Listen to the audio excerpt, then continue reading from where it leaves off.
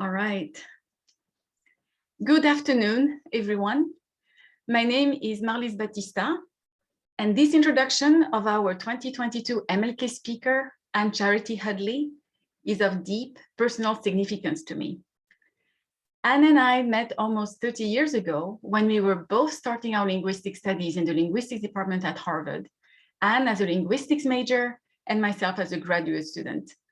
She was among my very first students in the very first linguistics class I taught as a graduate student. Grad students were back then teaching small tutorials so that it would foster close interactions between the grad and undergraduate populations. And this is where a 30-year-long friendship started. As in that class on Pidgin and Creoles, I could tell right away that I had before me a born linguist, a brilliant student, a mover and shaker, someone destined to do great things in linguistics and for linguistics. And as you will hear shortly, I was right. Our bond is in part due to similar lived experiences and similar life philosophies. Beginning linguists at Harvard was no walk in the park, but we both worked hard, were passionate about our subfields, and we both thrived under the guidance, mentoring, and support of dedicated faculty like Sam Epstein, Carl Watkins, and Susumu Kuno. You remember that? Anne and I always look back at those years together with so much fondness. Anne and I also share a similar life philosophy, the win-win philosophy. Anne has shown in both her actions and research that she does not believe that someone has to lose for her to win. And she consistently supports students and faculty around her, helping them overcome obstacles through her generous guidance and mentoring. I had warned you that our MLK speaker today is of deep personal significance to me. Let us now turn to Anne's academic accomplishments. Anne is currently Professor of Education, African American Studies and Linguistics at Stanford University. Until last year, she was the North Hall Endowed Chair in the Linguistics of African America and Director of Undergraduate Research at University of California, Santa Barbara. Among many other accolades, Anne's CV is 67 pages long. She's a fellow of the Linguistic Society of America. Anne obtained her combined BA and MA in linguistics at Harvard in 1998 and her doctoral dissertation under the direction of Bill Labov at UPenn in 2005. Her dissertation, Dialect Variation in School Settings Among African American Children of Low Socioeconomic Status, which was based on fieldwork data collected in New Orleans, set the path to a trailblazing career where Anne, for the past 25 years, has used linguistics to address issues of racial and educational equity and inclusion. Anne's experience growing in the South, where she witnessed the effects of racial segregation on socioeconomic opportunities, led her to the deep understanding that the battle for social justice and equality is waged in the classroom. Her experience in the South has made her resilient, strong, and endowed her with the deep resolve of expanding access, diversity, and inclusion wherever, whenever, and however she can, in education and in society, targeting specific populations one at a time. As I'm going to show you, her NSF grants have targeted small children in the classroom in K through 12 education, undergraduate students, graduate students, and more recently, faculty. She's a woman with a plan. She's a linguist who has fully integrated her research program in linguistics with her social justice agenda. For Anne, one does not go without the other. Indeed, her research, which theorizes about social problems and shows us roadmaps on how to actuate systemic and structural changes, has appeared in top-tier journals, including Language in Society, the Journal of English Linguistics, American Speech and Language, where her co-authored paper entitled Attracting Black Students to Linguistics Through a Black-Centered Intro to Linguistics course has just won the Best Language Paper Award this past year. As mentioned earlier, Anne's life philosophy is all about win-win, as she strives to help others be successful by targeting specific populations from K through 12 all the way to the faculty, one population at a time. For K through 12 students, she has co-authored 2 books with Teachers College Press that offer a multicultural, multidisciplinary model of linguistic awareness in K through 12 settings. Her efforts in that domain led her to receive the LSA's Linguistics, Language and the Public Award, which was awarded for her efforts to educate K through 12 educators about linguistic variation and to mentor students of color within linguistics as a discipline. One of her NSF grants aimed at promoting research experiences for undergraduates, the next population that she targeted with the NSF grants. So those undergrads were at the University of California schools and historically Black colleges. And what she did is that she tried to expand access to linguistics for Black undergraduates. This initiative and others have addressed societal challenges with a focus on building inclusive and equitable policies and practices in education, especially for African Americans who are underrepresented both in higher education and in linguistics as a discipline. In 2021, the last population that she targeted with her NSF grants is an NSF grant that she became a co-PI on, and which is entitled Investigating the Sociolinguistic Experiences of African American Faculty to Broaden Participation in Linguistics and the Professorate. And I'm very proud to say that I am one of the collaborators on that particular grant. Anne's motto is, if we get it right for Black people, we can get it right for the world. Please, with no further ado, join me in welcoming Anne Charity Hudley to the 2022 MLK lecture. Thank you so much, Marlise, for that wonderful introduction. I am honored to be here beyond measure. And I woke up, if y'all follow my social media, every time I give a talk at Michigan, 2 things happen that don't happen when I give a lot of talks. I actually get nervous because I think about when I was an undergraduate student and all of you all's classes, tutorials with Marlise, tutorials with Ben. But I also know that Ezra holds the receipts because my reality is that I was a linguist and a showgirl. And most of my students now don't necessarily know that history. But when I come to Michigan, everything is all out in the clear, right? So it's so great to think about developmentally my life, my career, my conversations with you all that have gone on now for so long.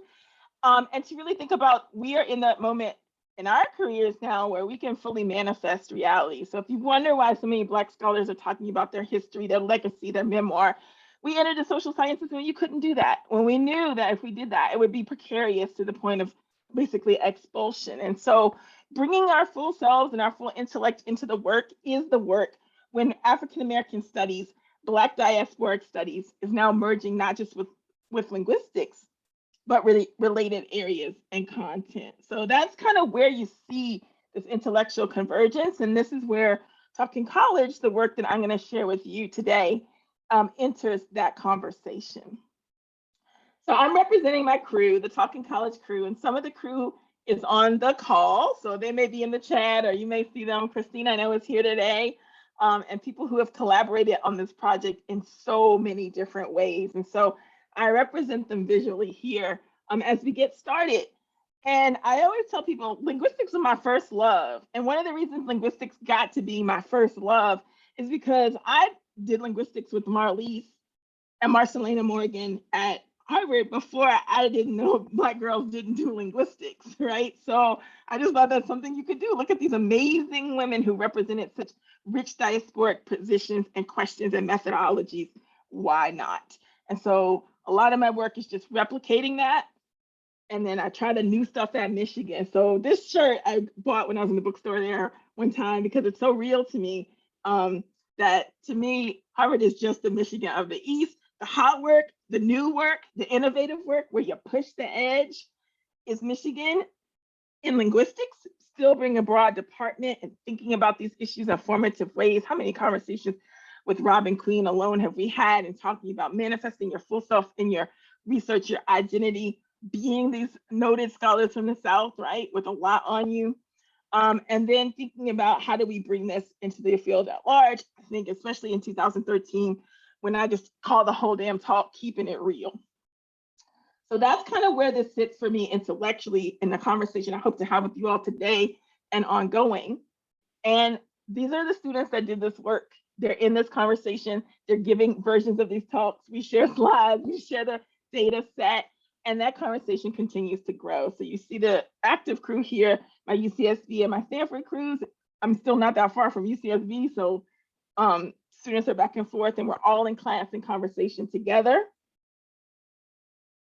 So even though I'm here at Stanford now, this conversation about talking college at public universities is still what this work is fundamentally about. So you can see my crews at William and Mary, you can see my crews at UCSB as they graduate and now start to become faculty.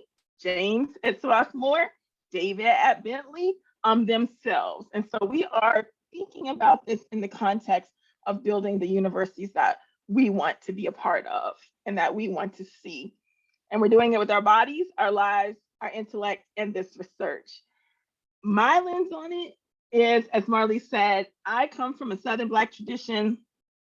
You think about the history of Creolite across the world. That's our conversation ongoing, but in the US Southeast, and thinking about how racial justice is immediate and inactive. So whatever discipline you go into or wherever you're compelled to, thinking about how racial justice manifests there is the marching orders I got from my family, my community, and the scholars that were all around me. And I say that literally in the historically Black colleges and universities that my family attended and kept alive. And so this question to me was going on in different circles. It's going on in sociolinguistics, it's going on in multicultural education. So a lot of this work is bringing that conversation in contact with each other and thinking about what we do next.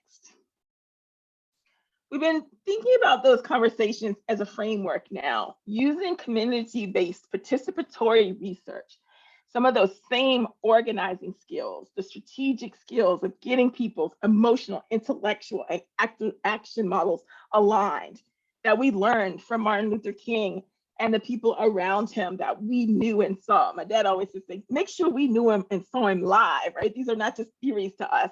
To work towards structural changes that are immediate. I need my educators, teachers, kindergarten teachers, faculty to become policymakers. I need to be engaging with students who are going to become professors so that we're attentive to community needs and cultures. So the biggest question of this whole project is, who do my Black students and educators want to be? And how can we take the experiences that we've lived and the linguistics that we know and make that more fully true? The model at this point has 3 stages, and thinking about this in linguistics is as wild from my undergraduate days, going into Cal's office and saying, Cal, how you win the Nobel Prize in linguistics? And Cal's like, there is no Nobel Prize in linguistics. And me being like, so how are we gonna get this done? Because all these models I'd seen from the sciences, people won Nobel Prizes and they were able to open doors. And that's not theoretical for me, that was literal. Because my mother was in the first class of Black students who were first years at Vanderbilt. And it was the Nobel Prize winners that opened up their labs to them and said, come in here, we'll show you science, we'll show you research. So I was saying it not just from like, oh, I want to be the best ever, but from the process. And I call that in this model, the STEM model, right? It follows the NSF and NIH inclusion mandates that are government mandates on the federal, state, and local level that sciences have to be more answerable, right? We're not saying that they got the thing right, but they have to be more answerable for inclusion as part of their process, even in their funding and their scholarship. But coming from the social sciences and humanities and places that in some ways are way more diverse from STEM, we see partnerships. We see people working with the neighboring disciplines. We see this in racial and ethnic and gender studies programs that are really creating truly interdisciplinary models of giving community voice and making sure that voice is at the front of the scholarship. And then what we see, and is so exciting in this day and age, is the racial value model. This model is emphasizing social justice. It is focusing on the intellectual values of people who are in linguistics presently, most of them that have been discouraged or dissuaded or are really silenced. And those voices from underrepresented groups saying, hey, we need to set a whole new agenda. And that's what's so exciting about the position you have open right now. That's what's so exciting about the position we've got here at Stanford open right now in sociolinguistics. That's what's super exciting about the positions at UCLA and across the country. The positions are here now, right? And saying we've got to think about whole new lines, whole new 10-year ways of doing this and setting that stage. Where this intellectual model coincides with white supremacy is the Martin Luther King aspect of it for me. Getting to the conversations that are uncomfortable, the ones we haven't had yet. We haven't had them necessarily one-on-one, and we haven't had them in the scholarly literature. And so what in a lot of our view, I can say now, because we really did get this funded at this point, is that racism in linguistics and the language sciences, and in the study of language more broadly conceived, is often couched in semi-private or more open conversations about reputation and rank, expenses, that's finances and budgets of universities and linguistics departments. I mean, even when I was starting at Harvard, we were on the cover of the Chronicle of Higher Education for, is Harvard's linguistics department going to close, right? And Charles Reese was the one that they had taken the picture of. And I was like, oh shit, am I about to go in this department and it's going to close down around me? But also majority wishes, right? So how do we keep things that are good for most people? And that's written into the documents of the academy. You can't just do a thing in really research universities. You have to do a thing so that people cite you and pay attention and want to get excited around it. So how do you do that if you're a Black person from the South? If you're coming from a country where there's not even linguistics programs or people don't quite know why you would be going across the diaspora to do that. And so that begs the Martin Luther King lens question of who has power in linguistics. Not just who has power in our theoretical models in sociolinguistics, which has been de rigueur for like the last 20 years, but who makes these decisions? Or is it more diffuse than we know? And if we can make this model for linguistics, we can have conversations for the scholars that are adjacent to us in areas. So these are questions about who runs the journals, who runs the organization, who decides who the plenary speakers are at conferences and picks the talks, who is the ones awarding the NSF grants, right? So this veil of necessarily having that be discrete and hidden, right, is still, of course, of value. But the conversation around the process is something that I argue should be not just transparent, but embedded in the scholarly work that we do, starting with undergraduates all the way through the professoriate. And why do I think this is important right now is that we got to decide what kind of linguistics we want for our future and for our students and for our communities. And practically for me, there are large numbers of grad students, Black grad students, students of color, students who are first gen, putting everything on the line for the academy, especially at UCSD, especially at Michigan, and especially at Stanford. And I go to sleep at night and wake up pretty early in the morning thinking about where are they going to go next? How is their story similar to mine? How is it different than mine? And that conversation is going to have to look different if these larger cohorts are going to go through. Because me and 20 years after Marlies and one person after that, this story can't be written that way, right? So now we're creating it into a model. So this started with our race paper. So thinking about the way that our race paper is embedded in the realities of the discipline, I think is super important. So this is work we're working on for the Oxford collections. And this model, like the ones in Talking College when students are working on their racial identity, is not static. It's floating, right? So you can feel the self across your developmental career, but you can also feel it in a day. So we've got graduate students and newer professors, and they're super progressive, and they're on Twitter, and they're talking about these issues constantly. We got people who are forced out and weeded out of graduate programs, or the ones that didn't get faculty positions, and we got to look deeper at why that happened. And we got people who are along that line who are super secure, as we saw in the big letter incidences of in the early pandemic, of mitigation of risk. Things are still needing to be anonymous, and I would argue realistically so, for protection. And people are then looking at other routes for success because they know they aren't necessarily going to be people who would thrive in large departments of language or related areas. We got vulnerable faculty. This is pre-tenure, and these are people who are tepid because they have issues with their reviews. And my argument is that there are issues that always can be found. To my dying day, someone will say, how is she the woman who got all those resources in that position at Stanford? There will always be something wrong. As Toni Morrison reminded us that racism is always about the next thing. And so how this discrimination and this modeling is handled has got to be a conversation of linguists.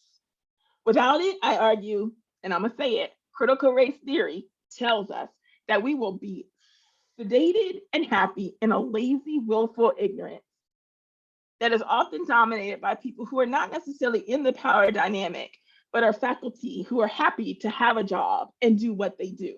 So they'll say, well, that's not really my thing. I don't really know about these issues. I wasn't trained to deal with them. What do I do? What do I say? So I'm gonna do what I do. And I appreciate that. It's not discrediting it, but it's understanding that when you are in that vein, you are the white moderate liberals that Martin Luther King was talking about. That is how that functions in our discipline. So Christine and our positionality are thinking, look, we were raised in these Southern towns. We saw things burn, churches, people. We've seen careers made and destroyed at these Southern public universities. But now we have access to the power elite. This is faculty. This is people who are able to monetize their careers. And I'm talking Google and Amazon. I'm seeing people who have political decisions across their constituencies. They have reason to defend their top of the heap status. And that's real too. And that dynamic is something that we need to be critically concerned with, not just in our practicalities, but in our everyday. And my students are the best at describing that. And that's really what Talking College is, right?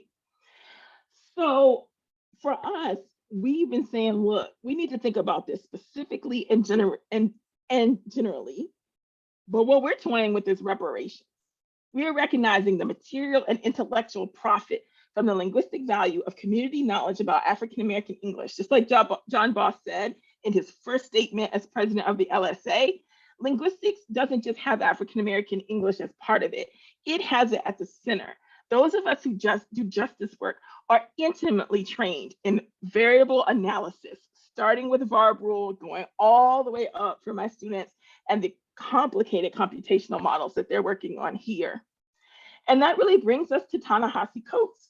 It says liberals today mostly view racism not as an active evil, but a long tradition of punishing Black success. And so college students and focusing on students in higher education lets us see in an intimate way, culturally and linguistically in this project, how that punishing happens, is replicated, and is reproduced. And so it is the natural outlay in this way of our other work that is looking at language and culture in school situations from kindergarten through secondary and thinking about that undergraduate research experience, because now we're getting at the structural. How are undergraduates and graduate students impacted by these larger social factors that don't just lie within language and culture as nebulous concepts, but lie within the very mechanisms even the people that study language have to contend with as we work to do this. So Talking College will be out. Christine and I finished it yesterday because this talk was our target to get the book done. So the next time we'll see it after we turn it in on MLK Day, very symbolically turning it in on Monday, is when it is in proofs, right? And so I just want to give you an overview and thank all of you who have been participatory in these conversations, in this work. It is coming out on time. And so you will have ability to get your electronic or physical copy, we are sure, on April 1st, if not before. So we're thinking about these Black language matters. We're thinking about how you put respect on this whole situation, from being a college student and looking at these models around you and making real decisions in the moment and over time, developmentally in your language and culture.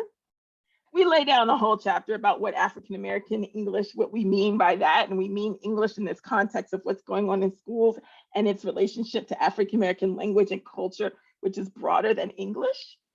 And then we think very strategically how we can work together as faculty and students to have conversations across universities about making space for Black practices. So not just Black students, right? But our whole linguistic identity and our practicality, so that we can create the next generation, as Gloria Ladson-Billings laid it down for us in the educational model of the linguistic dream keepers, people who want to push that linguistic identity and those realities further than I could have even imagined myself when I got started in linguistics and ed. So to do that, we had to think with the thinkers. We had to think with students from historically Black colleges and universities. We had to think with faculty there and think about how can the academy be reimagined, right? So as we're thinking about this linguistically, we're thinking about the relationships that have been existing for years between universities that we need to capture and replicate.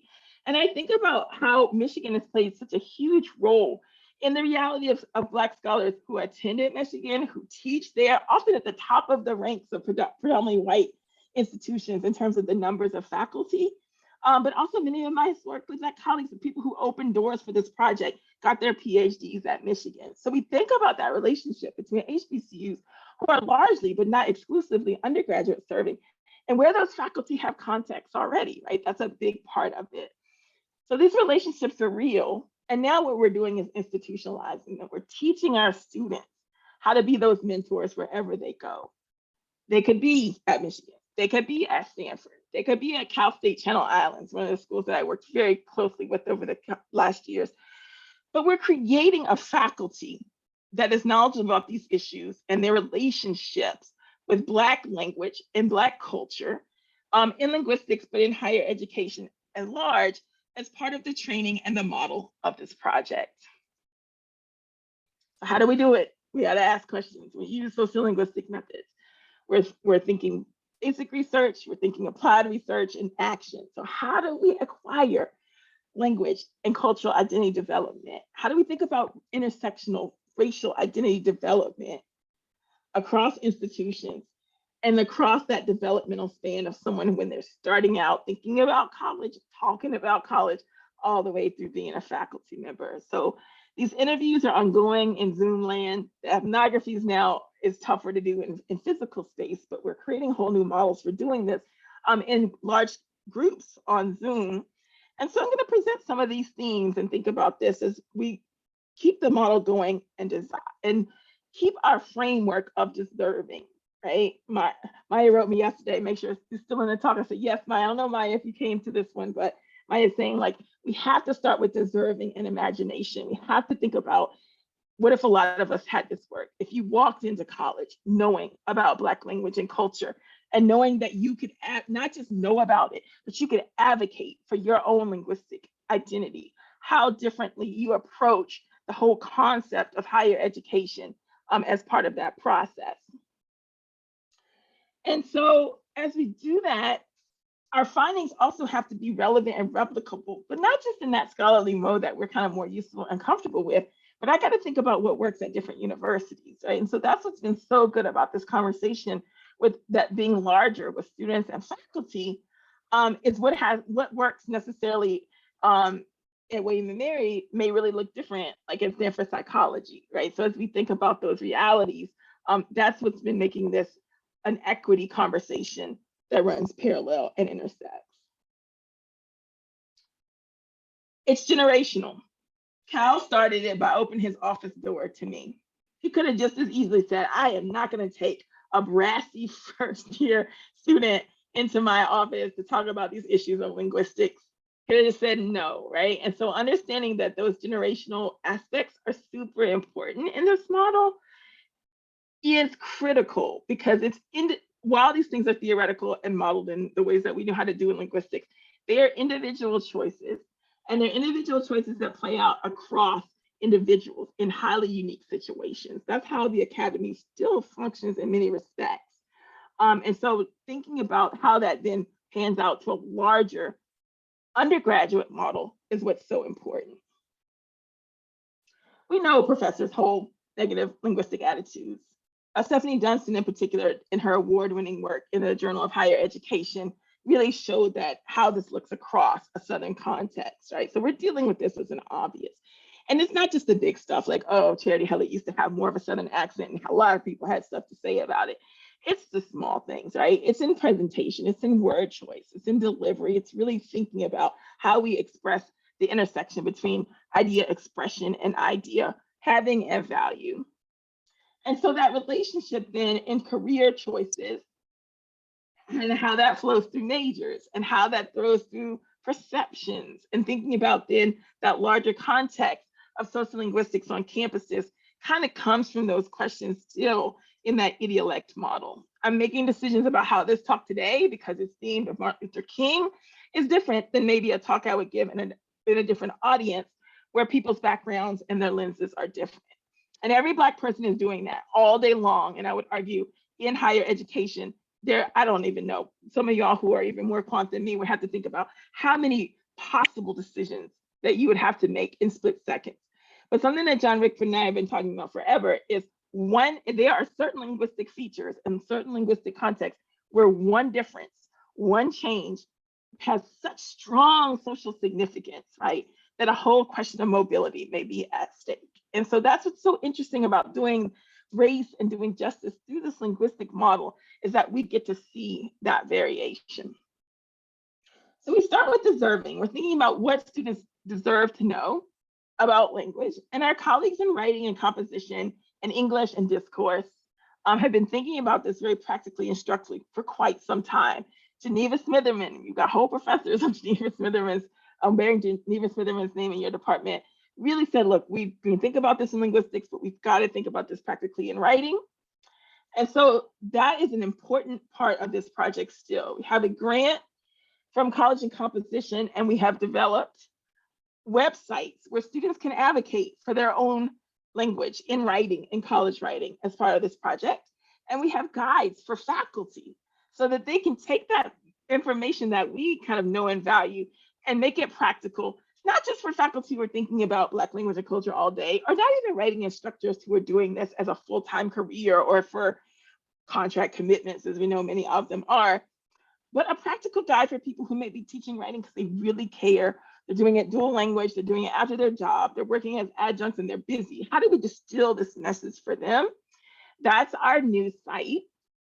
Students write to their own writing.org. So the site is live. You can take a look. The first articles on this are coming out in American Speech, and we're presenting about it next week at the American AACNU, the org type higher ed conferences too, to really think about how we now can work to integrate this in writing programs across universities. So take a look at the site. You'll see the student side and you'll see educator side, and you'll think about this in terms of small changes that anyone who teaches writing in higher ed can approach.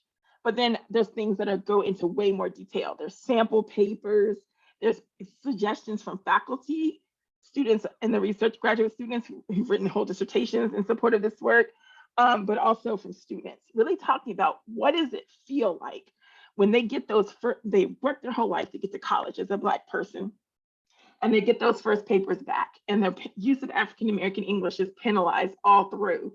And they don't necessarily have linguistics courses at their schools because of resources and injustices, and they're trying to make sense of it from their lens, right? And so we really take a traditional approach lens, then also a culturally linguistically sustaining approach in a way where that conversation can happen quite actively.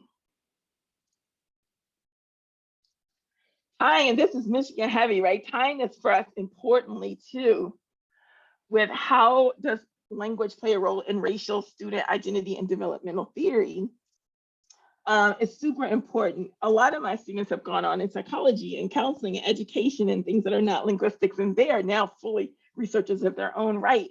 But our conversations about how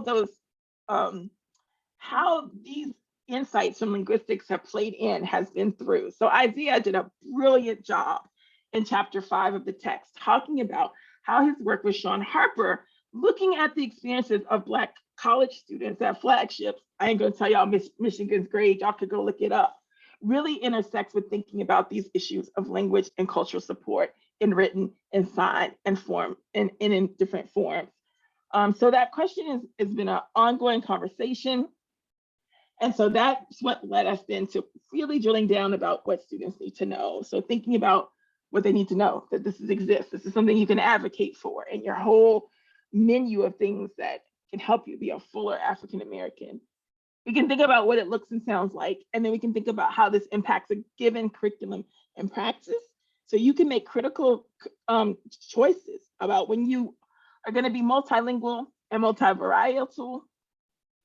And the tension between understanding that as your own language repertoire versus assimilatory repertoire. And then when those changes have to be made, right? So that even in a situation, we are still going towards success and pragmatic reality. And these findings then bring to bear on how we think about African-American language and culture and our theories and models of how it persists in context, right? And that's where the linguistics overlaps, because language and theory, we got going out. Language and data, we got going. Language and context, that's where we're all headed, right? In terms of thinking about our modeling. So we're thinking about this in terms of cultural practice. We're thinking about it in terms of value and larger diasporic frames of brokenness and coherency. These are ways that our students are bringing to us thinking about what this impact of thinking about their language and culture is. And we're thinking about it in terms of then showing students how the linguistic information could be relevant, not just to their knowledge base and not just to their identity, but to their practical decision making, right? And so thinking about this here in terms of internal and external factors of how African-American language can vary, it's just the practical realities of making those decisions, sometimes even just making a decision about how you want to produce your language and present yourself in the world. Mutual intelligibility plays a huge role in the data sets that we found in helping students understand what is going on. Like, why is my production different than my perception? And then thinking about how we understand each other to varying degrees, and that continuum of thinking about it across language, but across our cultural, our lived experiences and our values is super important as we build this out. And then we focus and drill down more than anything on meaning, right? So thinking about how we preserve meaning, linguistic meaning, right? So not just like general, what does the word mean, but socially situated meaning. How do we preserve meaning of what does it mean to be Black? What does it mean to be Black in different communities? And how does that tie to linguistic expression? Really explaining that choice-making process so that students can be part of that conversation. So the impact of our communication then has the power to change our experience because we have a greater sense of how we use it.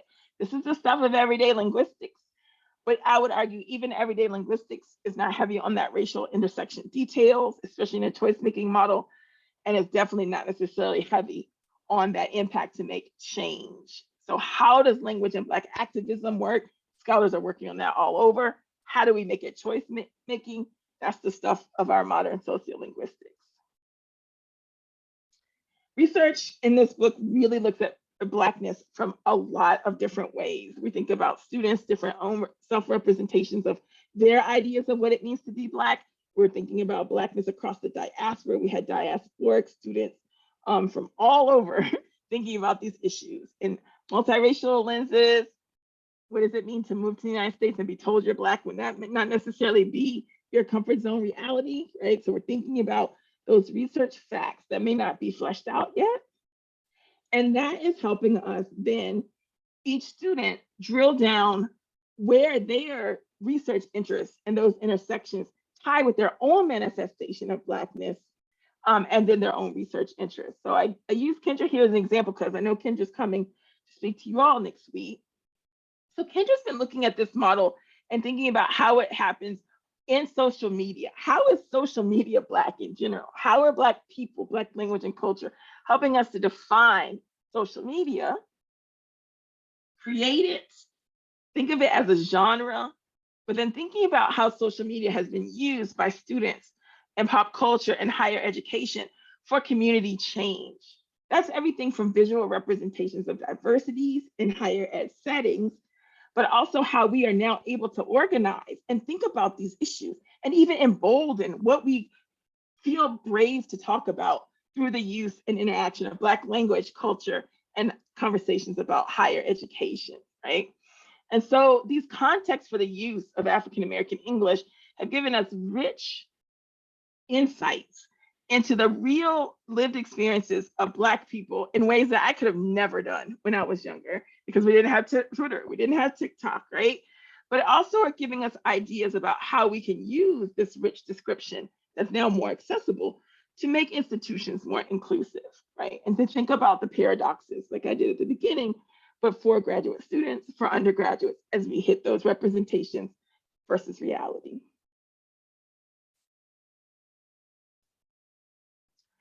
That's what led to the language paper. So we started thinking about, even we know that intro linguistics often has some part of African-American language and culture in it. Well, using this model, what do Black students want to know about linguistics? What do they want to know about their own lived experiences, and centering that and how we even present what we kind of now have at many places as part of what should be in a curriculum. We're looking about this in intro linguistics. We're thinking about this through entire courses on African-American language and culture. And in that paper, we talk about how our student collaborators really helped us rework our messaging to make things more accessible and to challenge and recreate notions of literature and theory, right? And so go read the language paper, because it kind of walks you through the model from that pedagogical lens. And that work is still ongoing, particularly led by Quentin Sedlacek, who's a professor at Southern Methodist. Now we're drilling down on African-American English courses, and then how that work is done, not just in linguistics, but in schools of education. So I'm going to give you a little bit of our dissemination model, the specific model. I'm going to talk about the model a little bit, but I want to talk also about the practicalities that we now have to go into with respect to King. We're getting new freedoms. Students are getting it, faculty are getting it, and we're hitting these pressures. What do we keep? How much do we risk? What are our social constructs? What are we trying to do, right? That's real for all of us. It's real for me as it is for my students. So thinking about our model, we thought about how this is developmental. What I think about and do now is not the same as when Marlise was teaching me. I can only imagine if we had iPhones and video, what the hell that would look like, right? So these students now, their lives are being captured in this way. And so that was part of our conversation. How does racial and identity development overlap with gender, sexual orientation, and our newer models of choice, fluidity, and practice that many students are now able to express in ways that I couldn't, or we didn't even think about at the time? And then how does that change our models then of what African-American language and culture is and what they look like in college? And we think about input realities, right? I sound a certain way, not just all because of choice. We know that acquisition, especially in the early years, is really formative. So I went to a white school, and I was one of the first people to go to a white school for kindergarten. So I'm gonna sound different because I was still forming my language patterns at the time. And so now, how does that impact my choices? How do I do my racial identity? I mean, what it is, how I create it, and how I can perform it. Some of that is within my ability, but some of that I'm still negotiating every single day. And so collecting those stories and examples from hundreds of students is building the model. So we've got here the different aspects, and they appear, thanks to many scholars, some of who are here today, in different forms in the text. And we've got students who are grappling. They're learning language, they're learning culture, they're learning what it means to be Black, they're learning what it means to be in college, what the language of college is. And as they do that, some of them know it, some of them are unbothered. Some of them are amazed at what's going on, right? They're still in that developmental pattern of really thinking about how they want to be a part or not of the language, the cultural practices that they're finding themselves in. Some of them are really fluid and fluent. Their social experiences, their linguistic ability, their interests kind of allow that kind of negotiation. And others have different parts where their lived reality, their identity, their practices, their socialization, their narration has them really oppositional, maybe even to mainstream notions of Black language and culture, to specialized ones, or even to linguistics as a whole. This is not something that I am interested in, and I don't agree, right? And there's other students who we are still trying to understand as developmental, who don't know that any of this exists, and they're navigating some of these realities And so we are really trying to capture a model, not that's static, but that it's going to change based on, as we're still working on the project, but that students can start to either at least see themselves in or react. So Doza in our lab made this amazing graphic to kind of represent that we don't see this as incremental, we don't see it as staged or chronological, but it's fluid across our lifespans and our choices, right? So we put students who use both dimensions in the middle. We decided, especially after more work, because this is kind of where you're gonna be if you're going to college in the US. How this looks at different institutions is gonna vary, but some of that reality is gonna touch on you if, for most students, whether they like it or not, right? So they may say, I don't speak African American English. I haven't been around people who really speak it. That's real. But those dimensions we're seeing, students are really starting to understand. And I think I agree, Doza's signature is amazing. It's really cool. So thinking about how this will look for different individuals, it won't just look like this. This is our general model. The whole point is for different people to contend with the model and say where they are, what they center, and what has shifted. And so what we then do in the text is give lots of rich description. We have quote variety description of some of this, but we also have narratives by scholars, by students themselves, really thinking about how they contend with the model. And this is, I'm just going to give some examples, and then I want to definitely leave time for lots of questions, so I won't go as detailed because now you'll be able to read it soon. This is where things get really varied and really complicated, right? It's not just about quantifying everyone and kind of saying, oh, 80 people do this or whatever. It's about that individual experience. This is where the end I decided, okay, I'm 45, that I'm a humanistic social scientist because I got to talk to each individual and think about how this reality plays out. So this one, for example, is one of a student in community college in the West. And this is a student who speaks African American English, and they're grappling with standardized English, and they know that they're grappling with it. They're not just grappling with the acquisition of it, they're grappling with their relationship to it, because they know that they're trying to be successful in college. Their concept of Blackness may also be varied. What they decide as being part of Black, how do they define it? Is it going to be a racial description that's based on histories of racism or histories of realities in the United States? Or is it going to be something that's more self-mitigated and defined, and that may change over time? And so they may be aware of language and race intersections, but they may not, right? They may sound relatively white to people in some communities, but in others, they sound hella Black, right? And so this student kind of finds themselves in that part of the model and says, I try to tell them I speak in a certain way to demonstrate that I can transfer, because listen to me, right? So this student has ascribed transferability, the ability to go from a 2-year college to a 4-year college with those language practices, that they are aware that they are performing, right? They know that there's aspects of it that show their acquisition and mastery, but they know that in certain situations, that's gonna be to their mobility advantage. And so having a place and space for students to talk about this, not just the material of the work, but the way that we hope you all will use the work in context. I'll do another one, right? This one is really, I think, real for me, given my not positionality, but perch. These people who use African American English and are unbothered.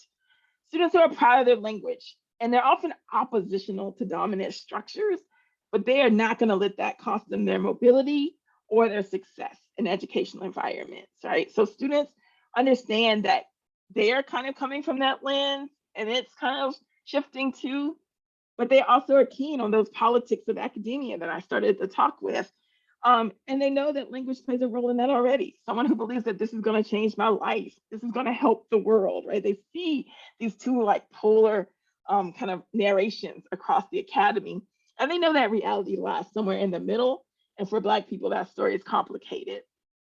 And so they say like, this is people who are invested in politics of academia. If I was that person, I would say, yeah, I got to change how I speak or look or whatever, right? But our generation of students know things have not changed in the ways that we had hoped as quickly as we had hoped. They see the data, they understand that these models of integration in some respects have been progressive, but in some ways have just been sheer ornamentation, right? So they're saying, well, why change? Why, after all this time, y'all are telling me if I go to school, I do well. We're not just going to do well as individuals. We're going to make these places more open. If that's not happening, if you're still going to look at me this way, then what are we really doing?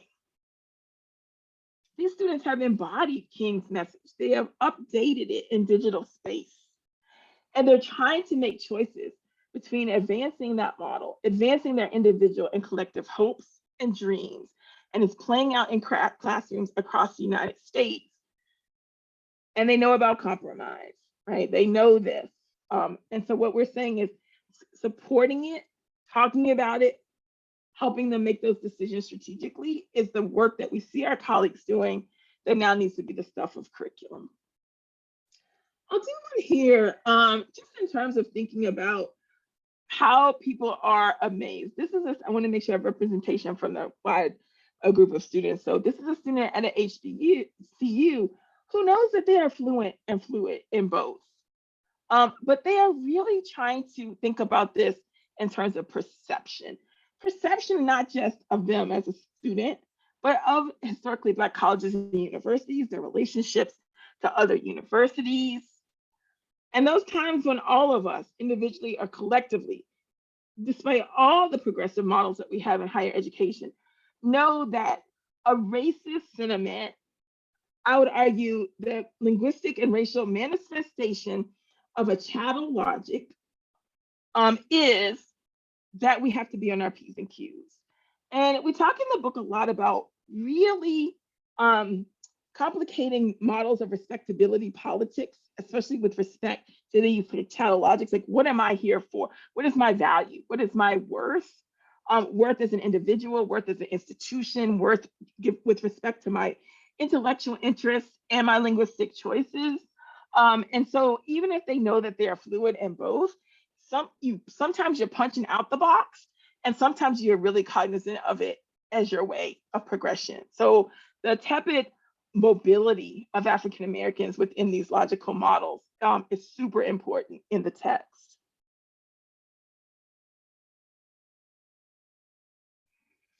All right, and so students, we see the development.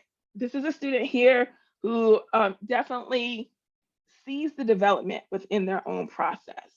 They really say, like, they wish they could go back to conversations and how they handled it, right? And again, this is not as much kind of thought about in our more static models of African American English, but like, they wanted to be real. They learned more about their language, their culture, they were socialized more. That's what Jamal's working on for his dissertation, into what it means to be not just Black in general, but in a particular place and space on the university campus. And so they say, look, now I would just be real with people. I wish I knew how to code switch.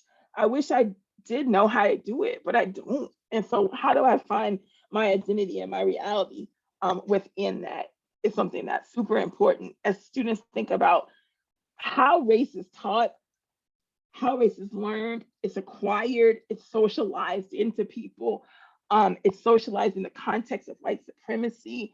Some students are from Black communities, right? How they define that, other students don't see that as a lived experience identity. And so those narrations are what we value. We value it in our linguistic scholars, as we're doing that now with Build and Broaden and all the scholars who helped review the manuscript and share that insight with us and in our population in the work. Diaspora was real for us too. And so students talking about learning or acquiring African American language and culture is super important. What does it mean to be Black as a US person from the South? It's really different than what does it mean to be Black as some of the amazing students in our labs from around the diaspora is. And you'll see that reflected in thinking about those choices as individuals, but also how people from across the diaspora view Blackness as a concept, if at all, versus nationality or local affiliation, and how Blackness can also be something that is put upon people, especially as they enter US universities because of the history of what Black has meant on college campuses. And so students are talking about that. They may use more slang, they may not, right? They may not choose to participate, but they also start to think about their advantage, their linguistic and cultural advantages of being part of a community or deciding to not participate. So that's an active diasporic choice-making aspect of the model that I hope some of my current and future students will build out into whole dissertations and work.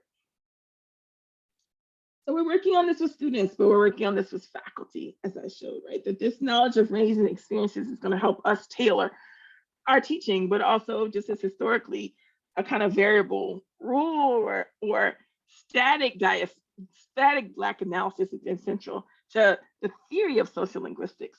This is allowing us to extend traditional models of communities of practice into individuals in context and then community in context. And that's what I think is that all of y'all brilliant scholars who are coming through right now, a lot of y'all are on this call, are going to be able to do that work using a full range of methodologies, a full range of epistemologies as we kind of make these values integrate. But it's not going to be all on students. And that's why the first part of this was so important. Like students are going to need that support in learning about varieties, in learning more about signing. My niece here is taking sign language. And I'm like, yes, we are on this, right? Thinking about the fluency of the professors. I just think about the difference in this, as this cohort of scholars becomes professors, the fluency and lived experience that they bring to this analysis as being invaluable. And so syllabi are going to support that, and research is going to support that. And we're super excited. That's what keeps King's dream alive. Or students always ask me, why the hell do I even show up? This is why I show up right now. But these departmental conversations have to happen, because if they don't, individuals will leave the discipline, the quality of life will diminish, and they will exit. And we know this across organizations, universities, and programs, right? So how the support happens that you all are leading through having talks like this, through having lines that like you have, is going to set the model. So I'm going to leave with chapter 5. This is all laid out and it's new. What's our job as senior scholars, right? My job as a senior scholar is to make students dream bigger than the current limits of linguistic white supremacy. So that's drawing on Black scholars, my colleagues and mentors here, Arnitha Ball, Linda Darling-Hammond, right? Scholars who are thinking about this in terms of education policy in the US and where the limits of expectations of Black students lie and the limits of expectations of Black faculty lie. And within that dream making, my job is to make sure students aren't grateful for crumbs and they're not grateful for jobs or experiences that are just a default result of current practices. My job then is to center their Blackness at all times in linguistic research. And I came here, right? Because if you can't answer your own real question, what is it? But my job, my hope in starting here at Stanford right now is to help center this conversation and this experience in the academy overall. We have an opportunity to work collaboratively with our new Build and Broaden grant. This is senior faculty. My colleagues are administrators, Jim Bloomquist, Tracy Weldon, right? And others. It's to center this conversation in the academy and think really strategically and collectively in the Southern organizing mode in which I was not just socialized and educated, so that we can make it happen. We're doing this through liberation. It's my framework. I want you to encourage yours. John Ball has been working on emancipation. Reparations is floating around in the new scholars. But liberation for me is about explicit discussions of inclusions of members of communities in research and process to increase the participation of community members in your university and in your department and in your area. So if you're working on a language or you're working on a language community, I don't care what you're doing to it, you know, why are people from that community not actively working with you as co-authors, as researchers, as practitioners? Has to be the question that we ask. It's not just a social justice question I'm arguing. It's not just a community-based research question. It's an intellectual question. It's an intellectual question of the series and models of liberation. And how do we liberate expression and community forms? And so the Oxford collections are taking this on. The papers are in and they're amazing. We're reviewing them right now. We're looking at them as a whole, but this set is coming for you, right? So the idea here is we have the potential to transform linguistic practice using these frameworks. The discipline is not just going to survive because of it, it's going to grow because of it. It's going to establish innovative research agendas for years to come because of the scholars who have really dedicated their time, their energy, their passion, their emotion during the pandemic to write a future for us that many of us couldn't even see when we got started in linguistics. Inclusion is laying down a plan that thinks about this from P12 to undergraduate to graduate to administration, linguists in industry. Scholars are across the map with this. And so I'm just looking forward to reading everything in detail, connecting scholars who have signed up to really thinking about this. And decolonizing is taking this from indigenous cellular logic models and combining them with Creole models and having people in conversation as we think about the end of field work, just end of it, and the beginning of new communities of learners. As we think about our obligations in new ways in scholarly connection that focuses on ethics, social justice, and activism in ways that reimagine research and reimagine reparations and repair and beg the question over and over that my students are sick of me saying, who is your audience? Who is this scholarship actually for? And this is the only way I know to make Black Lives Matter, to make this work real. And now I will stop for time for conversation and questions.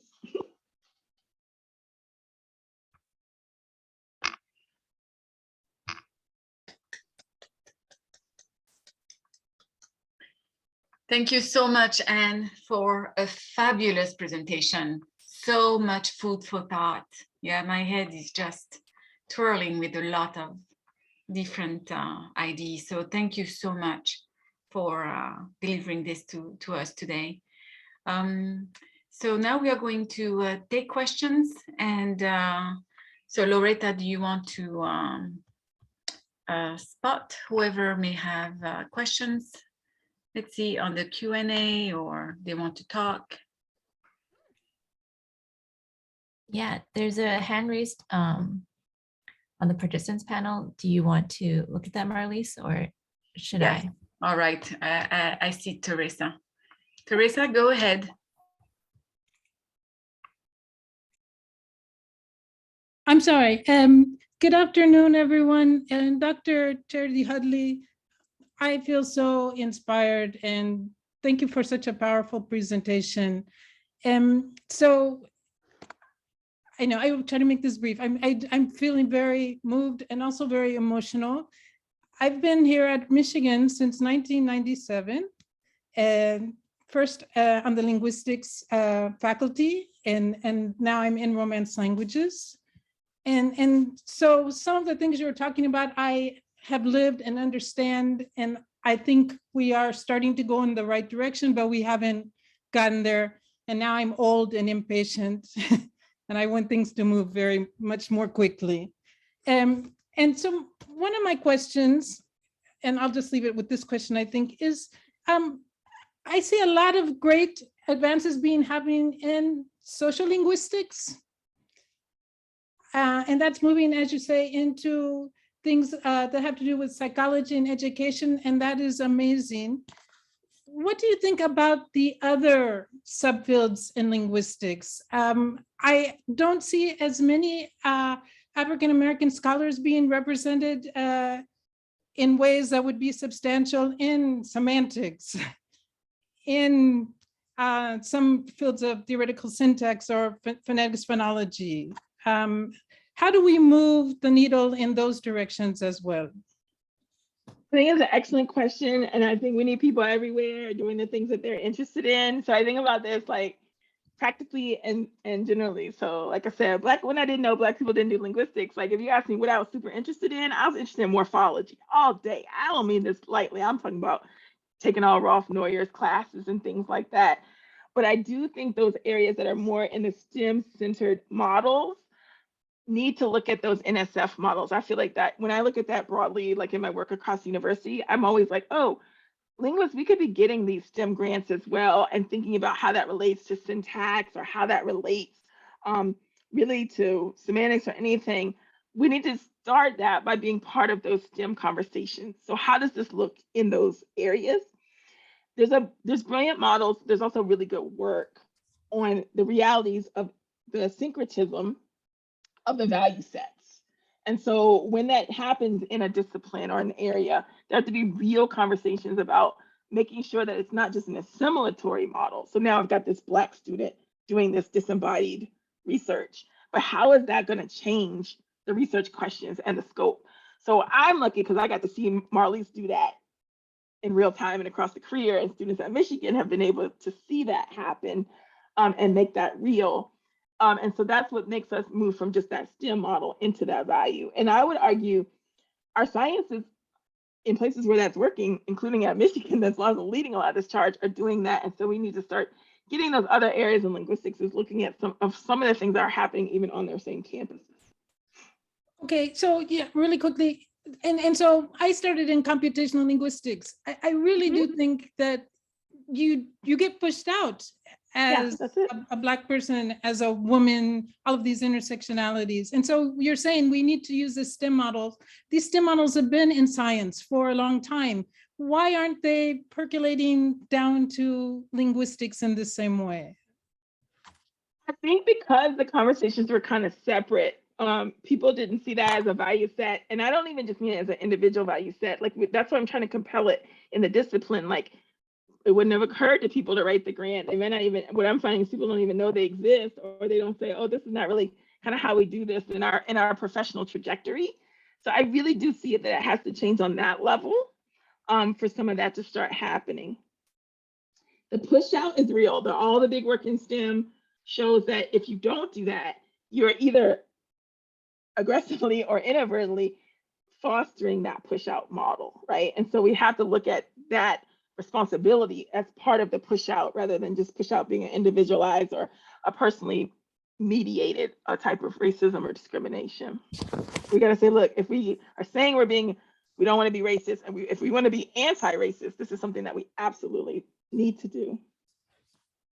Thank you. Thank you so much. The interest convergence there, Teresa, is the grants come with funding. They come with support. They build out your programs, your paradigms, your examples. I like Talking College was definitely supported heavily by the UC, not just the Santa Barbara, but the Office of the President, but the NSF funding was a RAU grant, right? Which sometimes people say that, oh, that's just a supplement grant, but it allowed us to involve students and think about these questions in ways that I couldn't have done by myself. I definitely couldn't do even if I just had one or two brilliant grad students. It needed to be a team. Thank you for your response, and thank you for your great questions, Tess. I'd like to turn now to Angie Korterhoven. I'm sorry, I'm not sure I'm getting your name right. Yep, it's Angie Kortenhoven.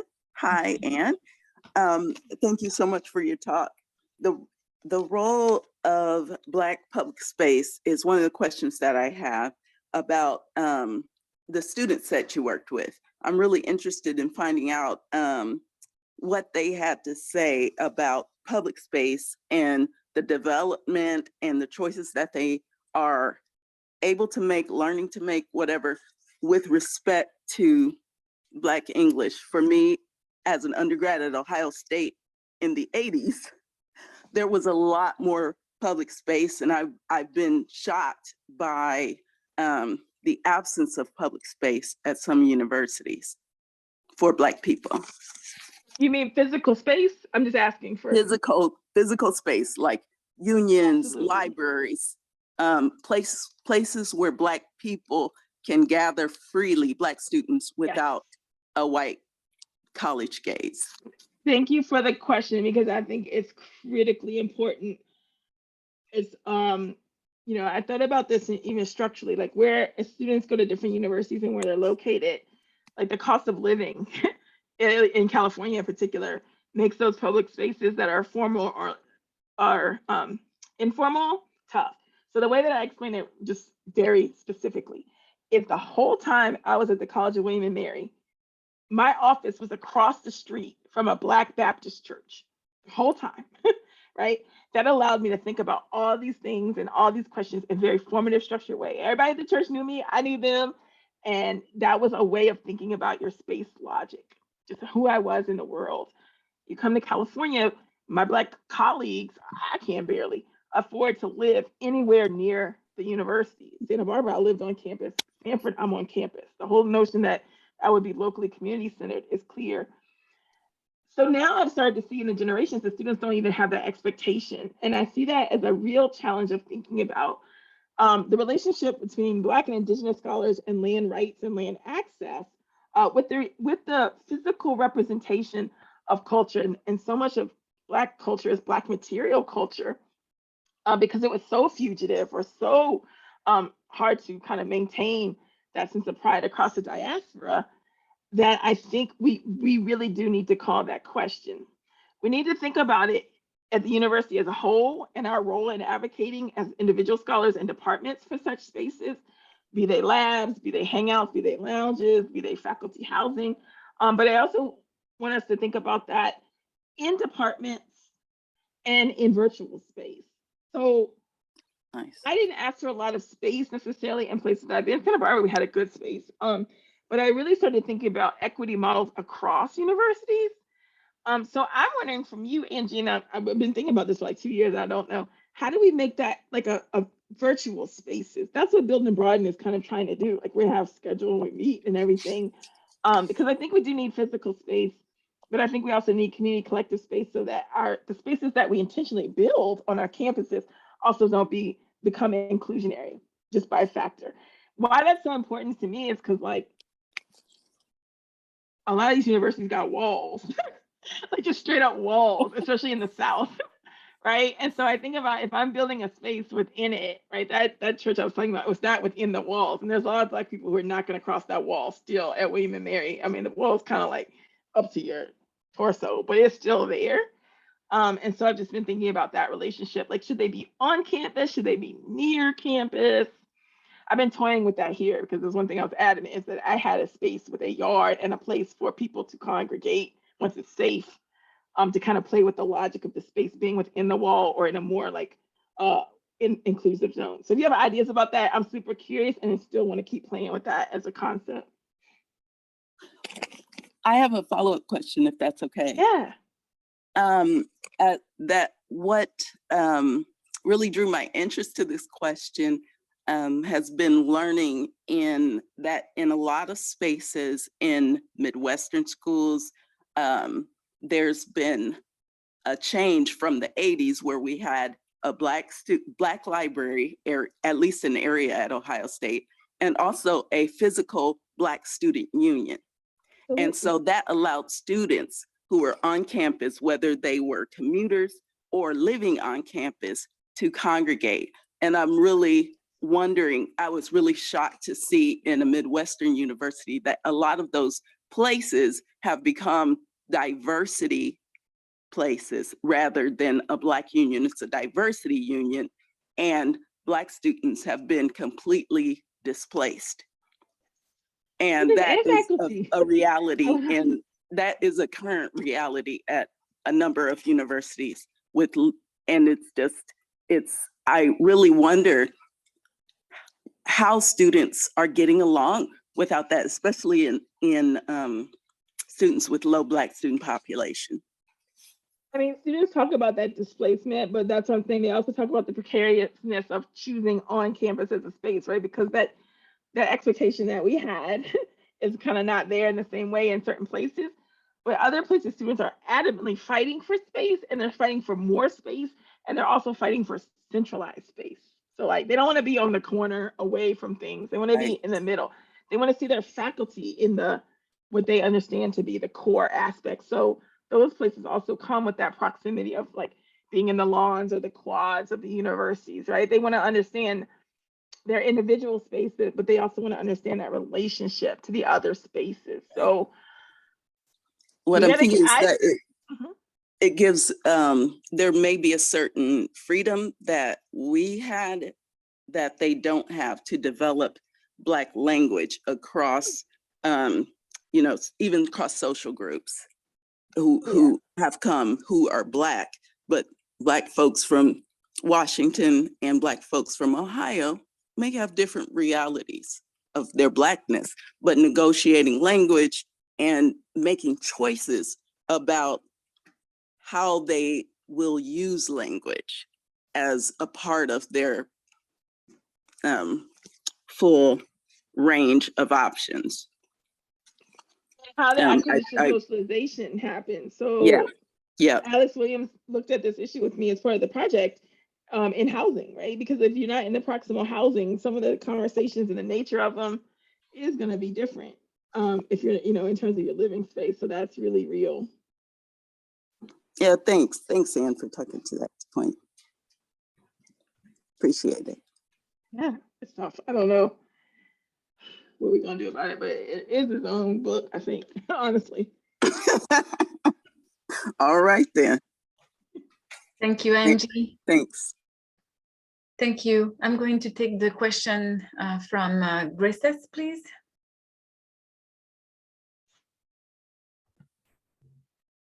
Hello, Hello, guys.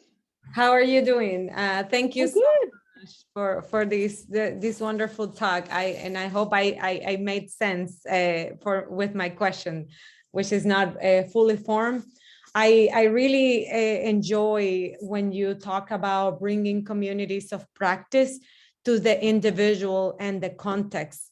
And I am grappling with that in the context of engineering and science. And very often well-intentioned people think about these ideas and they think it with the purpose or the goal of broadening participation in science and engineering.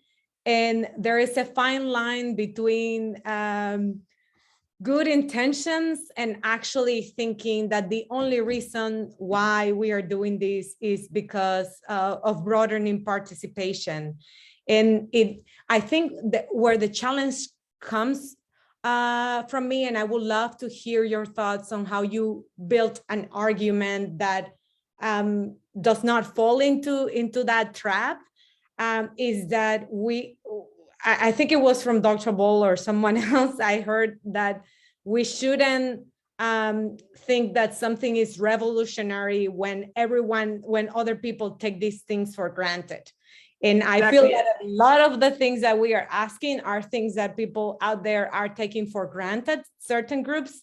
And I'm trying to make the argument that this is not only for broadening participation and that this is not revolutionary, that this is what these communities deserve to have and know, and that this is what makes good scientific knowledge and good engineering technologies. So I would love to hear your thoughts about how to build a strong argument and maybe some recommendations on things to look for. Thank you so much. I enjoy your talk.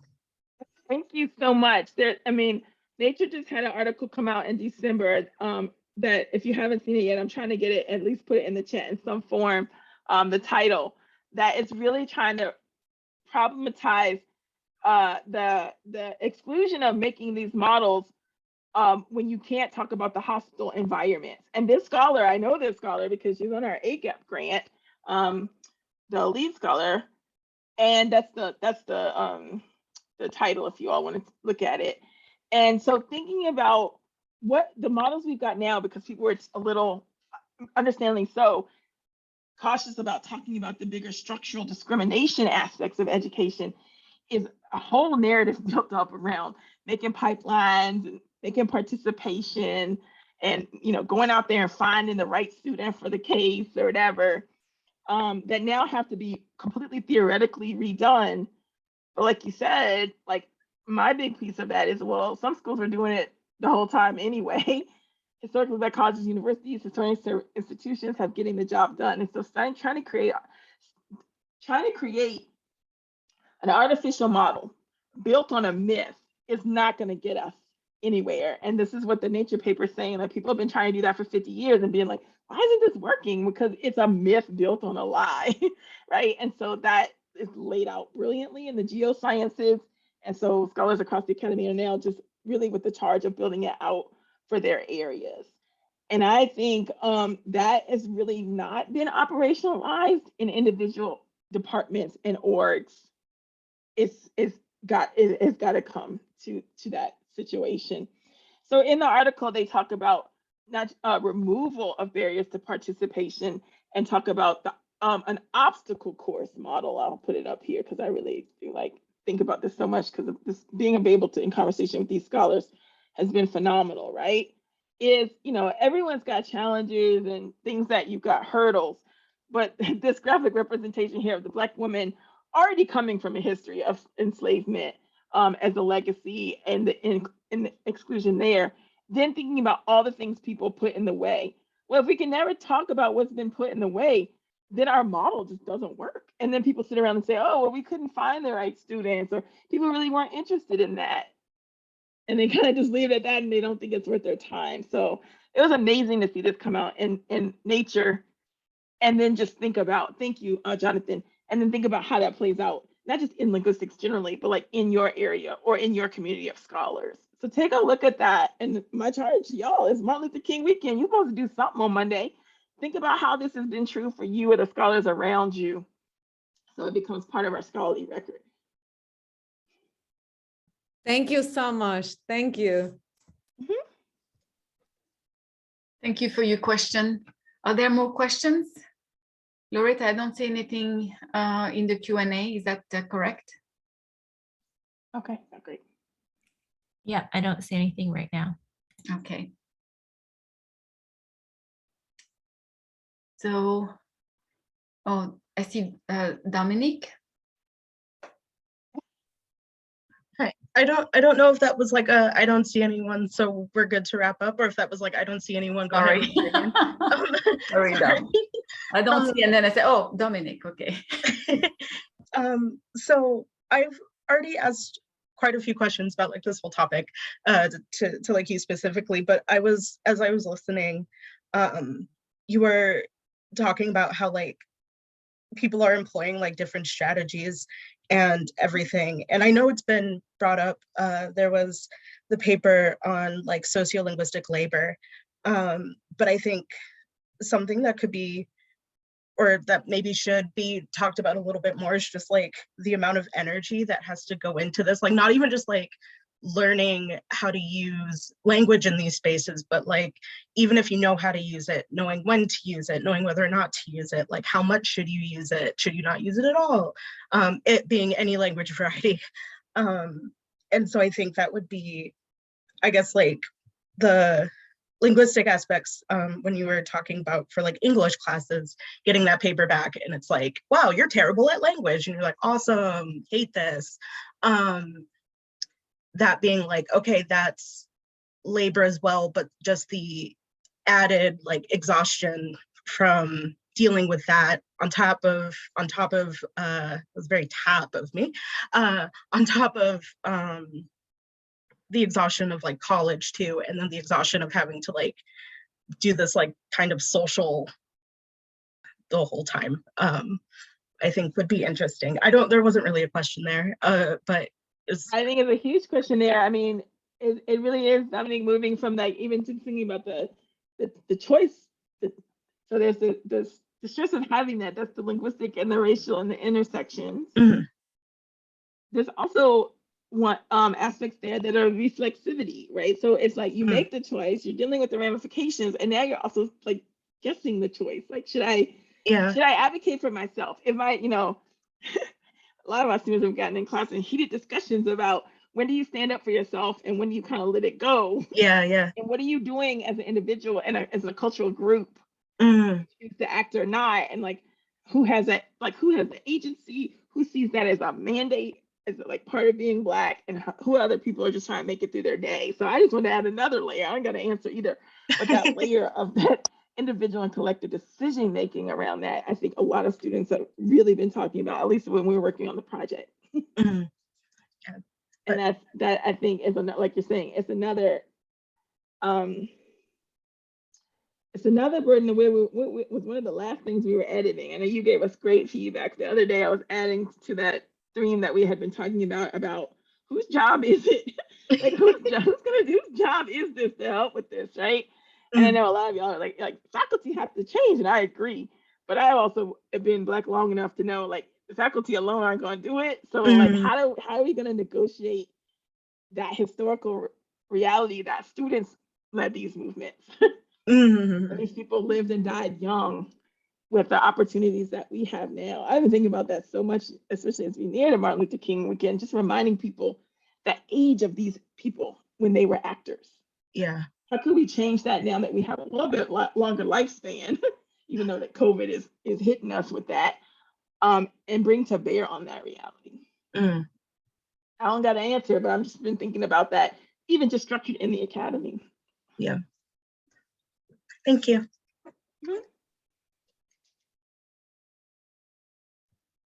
Thank you, Dominic. All right, Michelle, your turn. So can you hear me? Yes. Yes.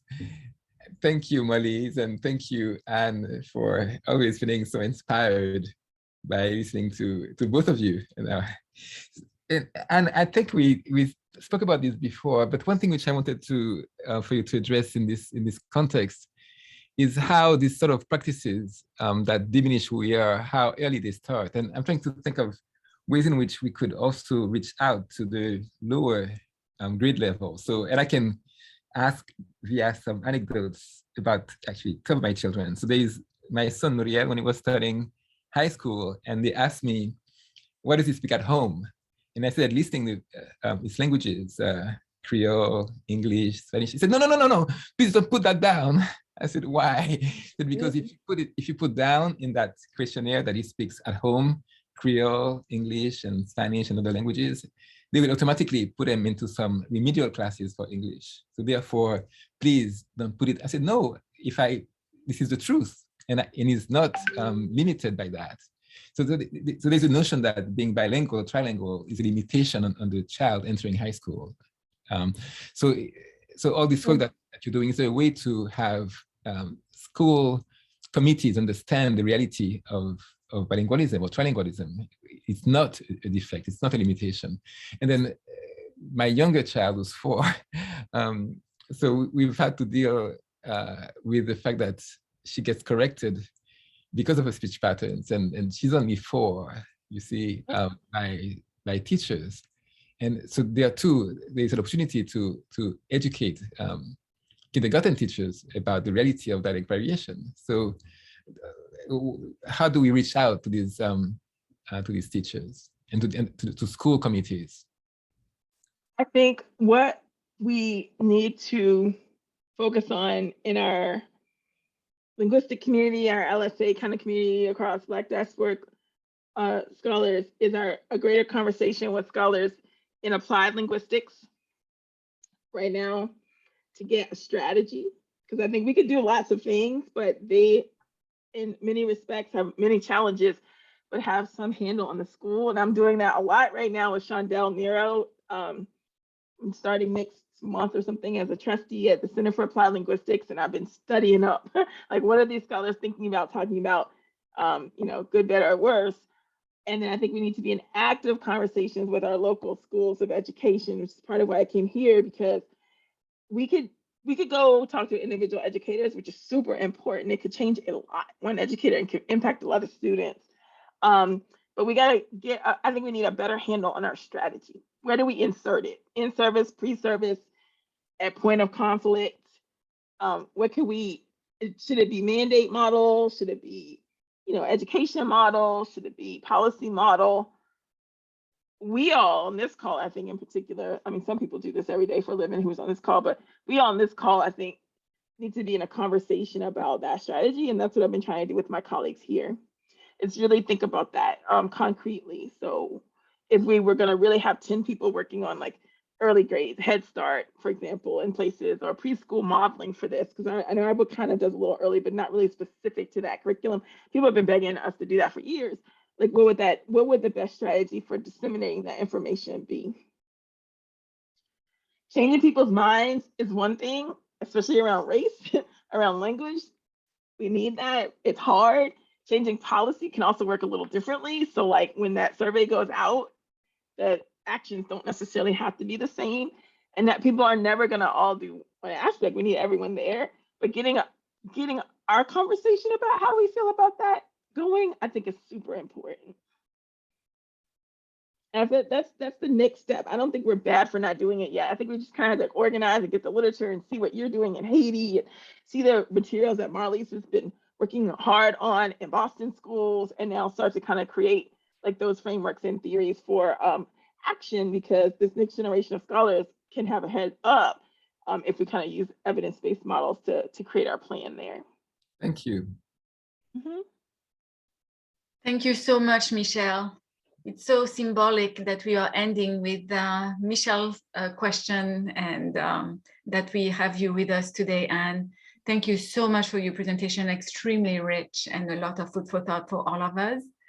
I would like to invite the audience to join us at 5:45, from 5:45 to 6:30.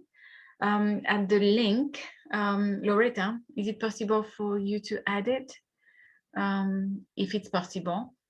It's on everybody's calendar. Thank you so much, Loretta. Perfect. And the passcode is Anne. Thank you so I'll write much. that down myself. We'll give you a little break, and then we'll reconvene in about 15 minutes. I'll see y'all over there. Thank you. Thanks.